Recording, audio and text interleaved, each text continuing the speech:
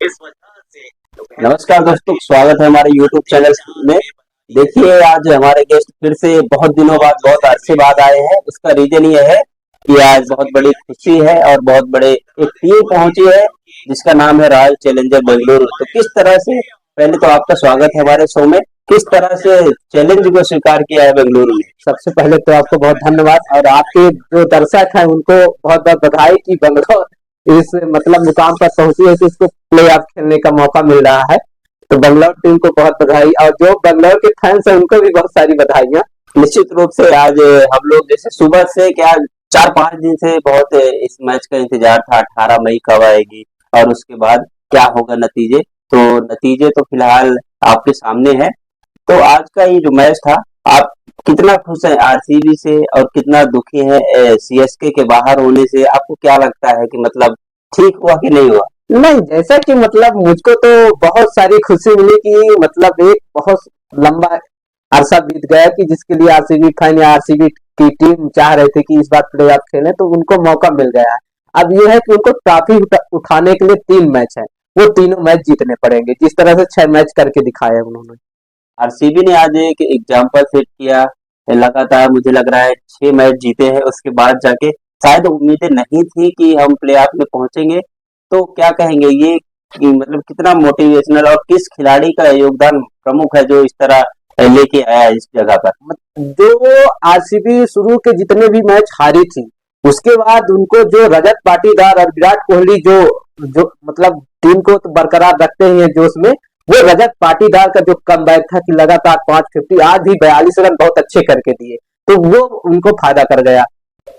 और जिस तरह से सीएसके, उनको लग ही नहीं रहा था कि शायद उनको क्या उम्मीद थी कि मैं बाहर हो जाऊंगा? नहीं, उनको तो ये था कि मैं मैच इतने अंतराल से नहीं हारूंगा जैसा कैलकुलेशन था। लेकिन आज ये मानना पड़ेगा कि उन्होंने थोड़ा अपनी कहीं ना कहीं कैलकुलेशन को नहीं कर पाए। तो फिलहाल अब मैं शुरू से इस मैच के बारे में थोड़ा सा बात करूंगा, डिटेल से बात करूंगा। जिस तरह से टॉस से हम लोग बात करते हैं, टॉस हारना बेंगलुरु के लिए कितना दुखद था जब आपने देखा कि टॉस हार गए हैं। बेंगलुरु का टॉस हारना तो मुझको लगा कि अब मतलब इनके मैच से लगभग 50% मैच निकल गया था, लेकिन फिर जो विराट कोहली और फाफ डुप्लेसी की पारी थी वो थोड़ा संभाल ले गए थे। विराट कोहली के छक्के मारने की तकनीक में बहुत ही बेहतरीन बदलाव हुआ है। तो आप क्या कहेंगे, ये कैसे खिलाड़ी कर पाते हैं? ये खिलाड़ी वही कर पाते हैं जो इनकी सोच रहती है कि मुझको लंबा खेलना है और अपने करियर को और अच्छा करना है। तो ये मतलब पुराने जो अच्छे खिलाड़ी होते हैं उनकी तकनीक परिवर्तन करते रहते हैं। बारिश जिस तरह खलल डालने वाली थी, अगर बारिश होती तो कितना घाटा होता बेंगलुरु को? बारिश होती तो शायद बेंगलुरु जो यहाँ 218 कर पाती, अगर उसको शायद 18 ओवर में यहाँ 218 करने पड़ते, ये कैलकुलेशन रहता। लेकिन 20 ओवर पूरे खेलने को मिले। लेकिन जो बारिश के बाद वो 3 से 4 ओवर का मैच हुआ, वो थोड़ा मतलब धीमा खेला गया, वो थोड़ा बेंगलुरु के उसमें खलल डाला। और वहां पर अगर मैं देखूं तो विराट कोहली और डुप्लेसिस ने संभल कर पारी को संभाला, वहां पर विकेट नहीं गिरने दिया। अब विकेट नहीं गिरा, इसकी वजह से वो वहां पर पारी संभली और 90-92 रन में पहला विकेट गिरा है, वो बहुत फायदेमंद हो। तो पहले पारी में आपको मतलब कौन कौन से बैट्समैन ने आपको प्रभावित किया? विराट कोहली तो किए, डुप्लेसिस डुप्लेसिस का रन आउट होना कितना? डुप्लेसी का रन आउट तो मुझको लगा कि वो शायद रन आउट नहीं थे, अगर लेकिन टेक्निक जैसे कि तकनीक का उपयोग किया, लेकिन एक वेरीफाइड मतलब प्रूफ जो कहते हैं, शायद मुझको उतना सेटिस्फाइड नहीं था मैं अंपायर के उस फैसले से। हाँ, वो थोड़ा सा शायद सॉफ्ट कॉर्नर ये भी था कि हम आरसीबी को सपोर्ट कर रहे थे इसलिए। बाकी वो तो वहां का अंपायर का डिसीजन था, फाइनली मैच जीते गए। मैक्सवेल जो 5 गेंदों में 16 रन की पारी, और दिनेश कार्तिक ने खेला, ग्रीन ने खेला, तो बहुत बेहतरीन पारी की थी। ग्रीन के मतलब शॉट तो आपने देखे हैं, तो उनके शॉट के बारे में क्या कहेंगे जिस तरह से वो छक्के मारते हैं? ग्रीन का मतलब ये था कि जो वो शॉट मारे हैं तो पूरा गेंद तो बाज के लास्ट तक गेंद पर नजर बनाए रखी कि कहाँ गेंद गिरे, कहाँ मुझको छक्के मारना है, तुक्के मारना है। वो आज मतलब उनके बैटिंग में नजर आया। जो बैट्समैन करते हैं कि वो सीधे बैट घुमाते हैं, तो वो ग्रीन का जो ऊपर आना बहुत अच्छा लगा। किस तरह से मतलब गेंदबाजी, अगर लाइन की देखी जाए चेन्नई की बात, तो क्या मतलब नुकसान हुआ है? कुछ बॉलर्स उनके नहीं है? हाँ, मतलब जो ये 18 या मैं कहूँ तो 35 रन ज्यादा बने इस मैच में, तो उनके ना पथिराना थे ना मुश्फिजूर, तो उसकी वजह से आज ये 35 रन या 40 रन मैं कह सकता हूँ कि ज्यादा बन गई मैच में। तो इस तरह स्कोर बनाया था आरसीबी के ने 218 रन निर्धारित। अब दूसरी पारी की शुरुआत होती है, दूसरी पारी का जवाब मैं देने के लिए तैयार हूँ। आपके मन में क्या सवाल आ रहे हैं?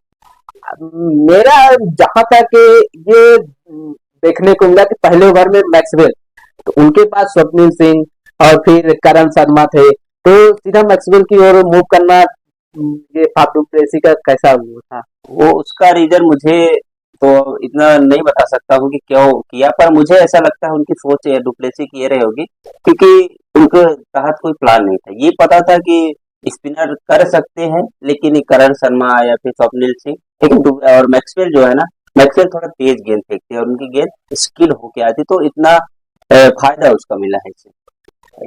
क्या चेन्नई आज यहाँ हाड़े से ओपनिंग करवा सकती थी? रहाणे से ओपनिंग खैर चेन्नई ने कई बार करवाया है, तो फेल हो रहे थे, इसलिए उन्होंने आज रचिन के साथ और ऋतुराज के साथ लिया। तो जैसा कि रहाणे के आउट होने के बाद फिर शिवम दुबे थे, तो शिवम दुबे को क्या वो मैक्सवेल का ओवर परेशान कर गया कि उन्होंने अगले ओवर में विकेट दे दिया? मैक्स आज मैं अगर कायदे से बात करूं तो मैक्सवेल ने 4 ओवर मतलब 24 गेंदों में सबको परेशान किया। उन्हीं की वजह से शिवम दुबे का विकेट गिरा। जिस तरह पिछले ओवर में कैच छूटा था, फिर उसके अगले ओवर में आउट हुए, तो मैक्सवेल ने आज सबको परेशान किया। और मुझे लगता है आरसीबी की अगर बॉलिंग लाइन पे बात करें तो मैक्सवेल के ही 4 ओवर की वजह से आज ये मैच हम यहाँ देख रहे हैं। तो ये एक प्लान आरसीबी सीएसके का ये हो सकता था कि शिवम दुबे जैसे उस समय आउट हुए, तो क्या उसके पहले धोनी आ सकते थे, शिवम शिवम दुबे को थोड़ा और लास्ट में रख लेते, क्योंकि ये पता था कि शिवम दुबे लंबी हिट मारते हैं। ये जरूर था, लेकिन अभी तक शिवम दुबे ने उस नंबर पे बल्लेबाजी की, और उस नंबर पे बल्लेबाजी करके दूसरी टीम को क्या करते, ढकेलते हैं, प्रेशर दे देते हैं। इसलिए उनको आज ये लगा था ये अपना नेचुरल गेम खेलेंगे और दूसरी टीम के ऊपर हावी होंगे, लेकिन ऐसा हुआ नहीं। तो जैसा कि जडेजा लास्ट में ऐसा लगा कि जडेजा पूरा मैच फिनिश कर देंगे, तो जडेजा की आज बैटिंग पर क्या कहना चाहेंगे? रविंद्र जडेजा के अंदर ये कौशल है, और कई बार उनको हमने फिनिश करते हुए देखा है। आज बहुत ही बेहतरीन बल्लेबाजी कर रहे थे। जिस तरह से उन्होंने एक अपने दिमाग में ये बना लिया था कि हमको पहली गेंद में छक्के मारना है। हमने देखा कि 2 ओवर में लगातार उन्होंने पहली गेंद पे छक्का मारा, जिससे बॉलर पे प्रेशर आ रहा था। वहां एक टाइम ऐसा आ गया था कि हाँ मैच निकल रहा है। अंतिम ओवर में जो धोनी को स्ट्राइक मिली है, और धोनी ने छक्का जरूर मारा है, लेकिन अगर मुझे लगता है पहली गेंद से अगर जडेजा खेलते तो मैच निकलने वाला। तो जैसे कि करण शर्मा का 1 ओवर, फिर स्वप्निल सिंह के 2 ओवर और मैक्सवेल के 4 ओवर स्पिनर के, लेकिन फिर करण शर्मा को ना लेकर या ओवर ना देकर फाफ डू प्लेसी ने यहाँ क्या समझदारी? नहीं, क्योंकि करण शर्मा को महंगा ओवर गया था, मुझे लगता है 18-20 रन का ओवर चला गया था, तो ये समझदारी ही थी। ये कि मतलब उनको जब बल्ले, अब आपके पास ऑप्शन है, हमारे पास फास्ट बॉलर हैं, और ये पता है कि शिवम दुबे जब खेल रहे हैं तो फास्ट बॉलिंग को नहीं खेल पाते इतना, ये स्पिनर को अच्छा खेलते हैं। तो मैक्सवेल ने हालांकि परेशान किया, लौकी की गेंदों में उनके बैट में आ नहीं रही थी, तो डुप्लेसी के पास बहुत सारे ऑप्शन थे, जिसका उन्होंने मतलब अच्छे से उपयोग किया है, और जिसकी वजह से ये मैच जीते हैं। और डुप्लेसी का एक कैच मुझे लगता है वो टर्निंग पॉइंट था, क्योंकि वो उड़ता हुआ डुप्लेसी हमको दिखा है।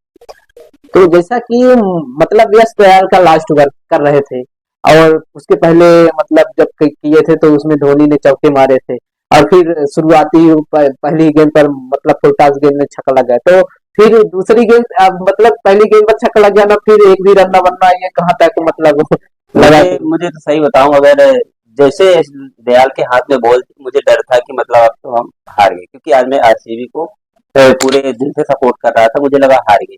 लेकिन जिस तरह से धोनी जब आउट हुए, उसके बाद सबसे बड़ी बात ये, जो आज स्ट्राइक ना चेंज होने की वो होता है ना, नियम आया है जब से, तो मुझे लगा नया बैट्समैन आएगा और इतना जल्दी आसानी से पढ़ नहीं पाएंगे शार्दुल ठाकुर, वहां से हम लोग मैच जीते। अगर जडेजा वहां पर स्ट्राइक में जाते तो फिर भी मैच निकल जाता। तो ये नियम के तहत मतलब आज ये फायदा हो गया आरसीबी के लिए। फिर जैसा कि अब आरसीबी के पास 3 मैच हैं, और अब मतलब हर हाल में जीतना ही, अब ये नहीं है कि मतलब यहाँ से हारे तो फिर सीधा बाहर। तो आरसीबी की अब प्लानिंग क्या होनी चाहिए कि वो लगातार मतलब अब 2 मैच तो पहले उनको खेलने हैं फाइनल के लिए, तो क्या रणनीति होनी चाहिए, या फिर आप किससे उम्मीद करते हैं कि अब उनको उनको भी अपना काम करना चाहिए, जो विराट कोहली, रजत पाटीदार या यश दयाल या मैक्सवेल ने इस मैच में करके किया। देखिए, आरसीबी के लिए एक जीवन दान मिल गया और आरसीबी के पास अभी तक खोने के लिए कुछ था नहीं। जो भी था उनको पाना था और जो पाना था वो पा गए। उनको पाना क्या था? Play of. तो प्ले ऑफ में चले गए। मुझे ऐसा लगता है कि उनके अंदर इतनी ज्यादा एनर्जी आ जाएगी, इतनी ज्यादा एनर्जी आ ही गई है। और विराट कोहली एक उनकी वजह से सब कुछ है। वन हैंडेड वो व्यक्ति मतलब वन मैन आर्मी बन के यहाँ तक टीम को लाया हो और रजत पाटीदार उनका साथ निभाए हैं, जिसकी वजह से वो चार्ज हो गए हैं आरसीबी। और मुझे ऐसा लगता है कि आरसीबी इस बार फाइनल तो खेलना ही है, क्योंकि अब आरसीबी का फाइनल होने वाला है और हो सके तो आरसीबी जीत भी जाएगी, क्योंकि इस समय थोड़ा सा लक आरसीबी के साथ है। तो जैसा कि मैं देखा पूरा मैच, तो एक समय ऐसा भी आया था कि मतलब आरसीबी ऐसा लग रहा था 200 नहीं क्रॉस करेगी। फिर ऐसा क्या, कैमरून ग्रीन और मैक्सवेल फिर डीके आके मतलब जल्दी जल्दी रिटर्न बना गए। ये मतलब कहाँ तक मूवमेंट जो मतलब उन्होंने चेंज किया, स्पिन को हटा लिया। आज हाँ, आज मैं बताऊं, आज चाहे बेंगलुरु की बॉलिंग हुई हो चाहे चेन्नई की बॉलिंग, कोई भी बॉलर आज विकेट लेने गया है। सब क्या किए थे? केवल बॉल फेंकना है, बॉल डिफेंसिव फेंकना है, निकालना है, ये करने की कोशिश में न चेन्नई ने विकेट लेने की कोशिश किया और न बेंगलुरु ने विकेट थ्रो किए। जल्दी जल्दी विकेट नहीं थ्रो करने की वजह से क्या होता है कि वो एक रन बनता जाता है। और रजत पाटीदार और जो कैमरून ग्रीन, इनकी साझेदारी हुई बहुत बेहतरीन हुई। रजत पाटीदार को मैं मतलब इतना बेहतरीन खिलाड़ी मान रहा हूँ उस समय, क्योंकि वो एक मजबूती दे देते हैं। जहां मतलब 30-32 गेंद में 50 रन मारते हैं, आज भी 42 रन की पारी खेली। तो रजत पाटीदार एक बहुत बड़ा प्लेयर उभर के आ रहे हैं, जिसकी वजह से आरसीबी इस नाव पे सवार हुई है कि प्ले ऑफ के रेस में पहुंच गई है। तो रजत पाटीदार को बहुत बड़ा क्रेडिट है इसके लिए। कैमरून ग्रीन का मतलब जैसे वो विकेट लिए शिवम दुबे का, तो वो कितना बड़ा मूवमेंट था आरसीबी के लिए कि मतलब लगभग वहां से आरसीबी वालों ने सोच लिया था कि मैच जीत जाएंगे। आरसीबी वालों को, हाँ, क्योंकि जिस तरह रिएक्शन आपने ग्रीन का भी देखा और विराट कोहली का भी देखा, क्योंकि शिवम दुबे लगातार अच्छे फॉर्म में थे। पर जैसे उनका विकेट गया, उनके बैट पे अच्छे से बॉल आई नहीं और वहां पर लौकी फर्गुसन ने कोई गलती नहीं की, तो वहां से एक आशा जग गई थी। क्योंकि हमको पता था, मतलब आरसीबी वालों को ये पता था कि धोनी और जडेजा तो कर शायद नहीं पाए, क्योंकि 5 विकेट गिर गया और प्रेशर भी ज्यादा है। और अब धोनी ऐसे ज्यादा मैच खेलते नहीं है, तो इतना आसान नहीं होगा। लेकिन वहां से उन्होंने अच्छा पारी खेला। लेकिन हाँ, शिवम दुबे का विकेट गिरना एक टर्निंग पॉइंट हो गया। आज जैसे कि एक कैच छूटा शिवम दुबे का सिराज से, फिर आरसीबी की आज फील्डिंग उतनी जोश नजर आया कि लगभग ज्यादातर मिस फील्ड नहीं किए।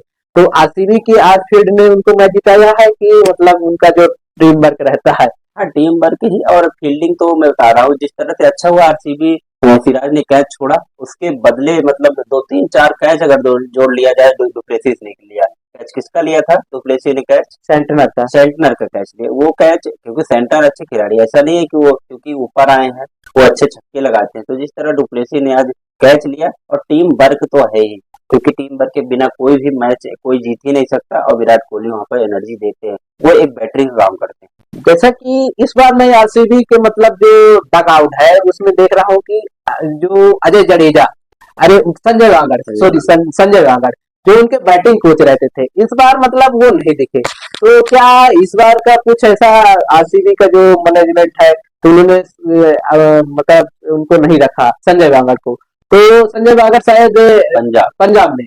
तो क्या कुछ परिवर्तन नजर आया ड्रेसिंग रूम का कि जिसकी वजह से पॉजिटिव मतलब इतना जा रहे हैं आरसीबी वाले। ये, हाँ, उसका फर्क पड़ता है। देखिए, इस बार हम लोग देखेंगे कि आरसीबी में कोई बड़ा चेहरा ऐसा दिखता नहीं है कि हाँ कोई गाइड कर रहा है, कोई आपको मेंटर कर रहा है। उसमें कई कई बार होता है, जिस तरह हम लोग देखते हैं ना स्कूल टाइम में, कोई अगर टीचर हमारे पास आके खड़ा हो जाएगा तो हमारी अपने आप लिखने की वो बंद हो जाती थी स्पीड।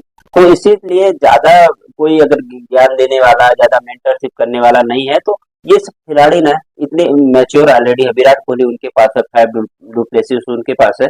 तो ये ऑलरेडी इतना मतलब अच्छा माहौल बना के रखते हैं और एक पॉजिटिव, तो इसका असर पड़ता है। हाँ ठीक है, मेंटरशिप और कोच होना जरूरी है, लेकिन इतना कोई हावी ना हो, ये मतलब ज्यादा जरूरी नहीं होता। इसलिए मुझे लगता है बहुत पॉजिटिविटी है। और उनके पास सबसे बड़ी बात ये, तो उनको लगा था अब मैं हम लोग बाहर है, जो भी करना है, अब जो भी पा सके पा लें, खोने को कुछ नहीं था।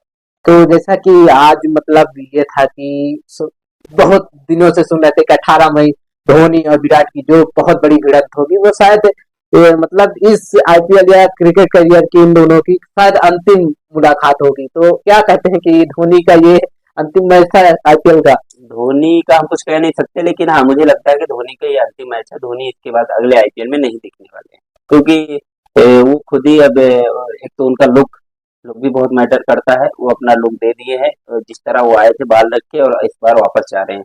और वो अब उनकी उम्र भी हो गई और इतना वो नहीं है, और टीम को एक अच्छा कप्तान भी देके वो जा रहे हैं। ऋतुराज गायकवाड़ को सेटल करके जा रहे हैं, अच्छी कप्तानी करते हैं, अच्छी बैटिंग करते हैं। तो महेंद्र सिंह धोनी अगली बार नहीं दिखने वाले हैं। विराट कोहली तो अभी आपको कम से कम 7-8 साल आराम से दिखेंगे, और इस साल शायद जीत भी जाए। तो आरसीबी का जैसे अगला एलिमिनेटर है, तो मतलब जो टीम इस खेली है, लगातार 6 मैच खेली है, ज्यादा परिवर्तन नहीं, सिर्फ बिल जैक्स बस उनके गए हैं। तो अब इनको एलिमिनेटर के लिए कितनी बॉलिंग में मेहनत करने की जरूरत है या बैटिंग में?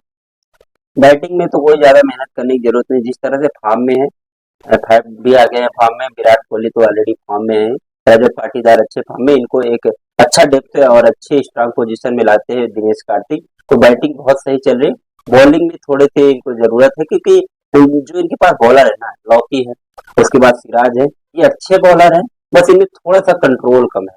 कंट्रोल में अगर ये सही अगर दिशा में फेंकेंगे तो अच्छी बॉल ले, मतलब अच्छे विकेट ले जा सकते हैं, और अच्छी मतलब आरसीबी बहुत आगे तक अभी जा सकती है। तो जैसा कि आप लोगों ने देखा कि आज का ये जो इतना बड़ा मैच था, जिसको मतलब कि 14 तारीख से मतलब बहुत सारे लोग बोल रहे थे कि कैलकुलेटर लेके बैठे हैं, कोई रिमोट में, कोई अपने मोबाइल में, कोई कैलकुलेटर खरीद के, या कोई पेन कॉपी लेके, तो ये कर रहा था कि मतलब कितने रन से आरसीबी जीते या कितने रन से चेन्नई हारे। तो आज वो हो गया, और बहुत सारे लोगों कैलकुलेटर या पेन कॉपी जो है थोड़ी साइड में गए होंगे। तो आज ये मैच जो हुआ, तो आरसीबी के फैन बहुत ज्यादा खुश होंगे, और जो आरसीबी को देखना चाहते हैं कि जो 16 साल कह रहे हैं कि 16 सालों का इंतजार खत्म होने वाला है, तो शायद उनके लिए ये साल वही हो कि मतलब इंतजार खत्म हो गया। और सबसे बड़ी बात यह है कि मतलब किसी के लिए भी बहुत बड़ा मोटिवेशन है, क्योंकि इतना पीछे हो जाना, उसके बाद ऐसा पोजीशन, ऐसा मैच होना कि मतलब कि हमको पहुंचना है, ये आशा नहीं थी। तो इस तरह जिंदगी में कभी होप नहीं खोना चाहिए। ये बहुत बड़ा सीख है हमारे दर्शकों के लिए, हमारे लिए भी, और सबके लिए। जिस तरह आरसीबी ने करके दिखाया, और अकेले बंदे ने, विराट कोहली ने जिस तरह किया। तो हम लोग मिलते हैं। आपका क्या राय है, मतलब कि आरसीबी को आप जीतना देखना चाहते हैं या फिर कोई और टीम को? अब तो मैं यहाँ से चाह रहा हूँ कि आरसीबी भाई यहाँ तक इतनी मेहनत से पहुंचे हो, तो एक बार वो कर दिखाओ, थोड़ी सी 3 मैच में और जान लगा दो, और ट्रॉफी उठाओ। जो आपके मतलब विराट कोहली के चाहने वाले एक बार उनके हाथ में ट्रॉफी देखना चाहते हैं, क्योंकि बहुत सारे ऐसे मोमेंट आए हैं कि विराट कोहली और उनके जो फैंस हैं उनको दुखी किया, मतलब हाँ, जैसे आज भी अगर जीत गए हैं ना, तो देखें हमने विराट कोहली की आंखों में आंसू आ गए। मतलब एक इमोशनल मोमेंट होता है भाई, कि इस तरह पहुंचना, इस तरह बहुत जोशीला बंदा है, फिर भी मतलब लोग दर्शक देखना चाहते हैं। तो आप लोग का क्या राय है कि आरसीबी जीतेगी, केकेआर जीतेगी, एसआरएच जीतेगी, या फिर राजस्थान के हाथों में कप होगा? अभी तो ये 26 मई को ही पता चल पाएगा। अभी हम लोग कल के मैच को एंजॉय करेंगे। कल का मैच है। कल का मैच राजस्थान रॉयल्स और कोलकाता नाइट राइडर्स और सनराइजर्स हैदराबाद और किंग इलेवन पंजाब, जो पंजाब किंग्स है, उनका मैच है। और आपको क्या लगता है कि भारतीय टीम को कोच की बात हो रही है, तो कोच कौन बनना चाहिए? कोच मतलब मैं तो मानता हूँ कि अभी जैसे अगर सहवाग आ जाए, या फिर सहवाग आ जाए, तो मुझको तो ज्यादा लगता है कि बेनिफिट होगी। जैसे गंभीर की चर्चा हो रही, तो गंभीर और लक्ष्मण लक्ष्मण और गंभीर के लिए अभी तो मैं सहमत नहीं हूँ, क्योंकि जैसा टीम खेल रही है और जैसे टीम के साथ अभी सीनियर खिलाड़ी जुड़े हैं, तो अभी इनको नहीं आना चाहिए। तो दोस्तों आप लोग को क्या लगता है, भारतीय टीम का जो हेड कोच के लिए जगह आई है, आप लोग भी अप्लाई कर सकते हो इसे। तो आप बताएंगे कि कौन सबसे अच्छा आपको लगता है कि मतलब कोच होना चाहिए? गौतम गंभीर का नाम चल रहा है, वीवीएस लक्ष्मण का चल रहा है, सहवाग तो नहीं है अभी रेस में, बट अगर वो करना चाहे तो कर सकते हैं। 27 तारीख लास्ट डेट है। और राहुल द्रविड़ अगर आगे बढ़ना चाहेंगे तो आ सकते हैं, लेकिन वो ज्यादा दिलचस्पी नहीं दिखा रहे। तो आप लोग बताइए आपके हिसाब से कौन होने वाला है ये भारतीय टीम का हेड कोच? तो हम लोग चलते हैं, तब तक के लिए नमस्कार, जय हिंद।